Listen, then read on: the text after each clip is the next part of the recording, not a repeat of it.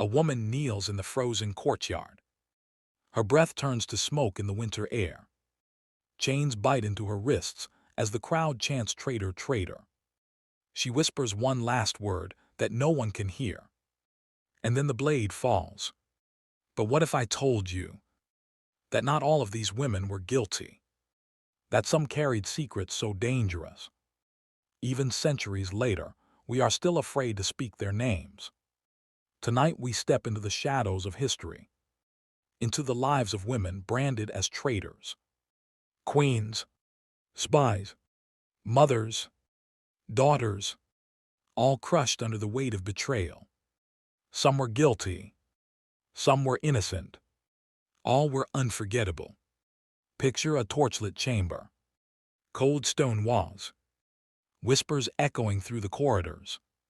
Every footstep could be the sound of betrayal. Imagine being accused of treason, knowing that one word, one glance, one letter hidden in your sleeve could be the difference between life and death. And when the accuser points the finger at you, no one cares about truth anymore, only the spectacle of punishment. But why were women feared so much as traitors? Was it because they held real power, or because silence made them even more dangerous? We begin with Anne Boleyn, the woman who stole a king's heart, and then lost her own head. The court of Henry VIII.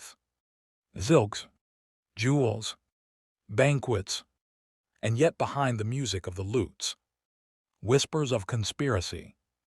Anne was accused of plotting against the king himself. They said she had lovers. They said she cursed the royal line. But the punishment was not for betrayal of a husband. It was for treason against a crown. On a May morning, she walked calmly to the scaffold. Her lips moved in prayer. Her eyes lifted to the sky. And when the blade struck, the crowd gasped in silence. But was Anne really guilty? Or was her death the price of politics? The question has never been answered. Now imagine Paris in the middle of war. The year is 1917. Cafes glow with candlelight, while soldiers march through the streets. A dancer named Mata Hari. She hypnotized audiences with every movement. Her eyes could disarm even generals. But behind the veils, the French believed she carried secrets for the enemy. Accused of being a German spy, she was placed before a firing squad. Witnesses said she did not flinch, did not weep, did not beg. She simply faced them and opened her coat as if daring death itself. The rifles fired, and history named her traitor. But what if she was only a pawn? What if Mata Hari died not for secrets, but for the image she created of herself? Here is the truth no one expected. Many women accused of treason were never proven guilty. Records vanish, confessions extracted with torture, evidence forged. Their fates decided long before their trials even began. Now hear the cry of another queen, Mary of Scotland, a rival to Elizabeth of England. Letters were discovered, or so we are told. Letters that plotted Elizabeth's death. But who wrote them? Were they authentic? Or were they planted? Dragged into trial, Mary stood proud, even as she was condemned. And when the axe rose above her neck, witnesses said the first blow failed. The second blow still did not sever her head. Only the third finally ended her suffering. The hall was soaked in silence. The image haunted those who saw it for the rest of their lives. But who truly benefited from Mary's fall? And why do the letters that sealed her doom look suspiciously altered? Some whisper that these women knew too much.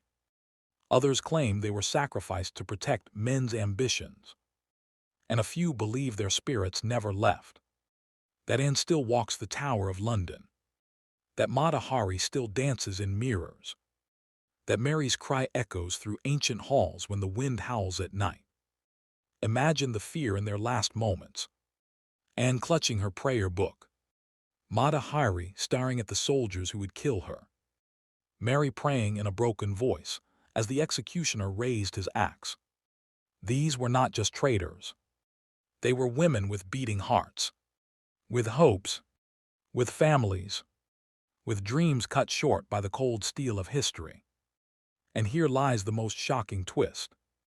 Many of the women we call traitors were later found innocent, but only when it was too late. The trials were lies, the evidence a shadow, the verdicts already written. They were destroyed not for what they did, but for what they symbolized. Power, defiance, independence. That was the true treason in the eyes of their world. So the question remains, how many women died as traitors, when in truth, they were only threats to those who feared them? Maybe the word traitor was never about guilt. Maybe it was always about silence, about control, about erasing voices too powerful to be heard. If these stories chilled you, if you felt the weight of their fates, share this with someone who should know the truth. Like this video. Leave a comment with which story haunted you the most. And remember, history is not just about kings and battles. It is also about the voices we were never meant to hear.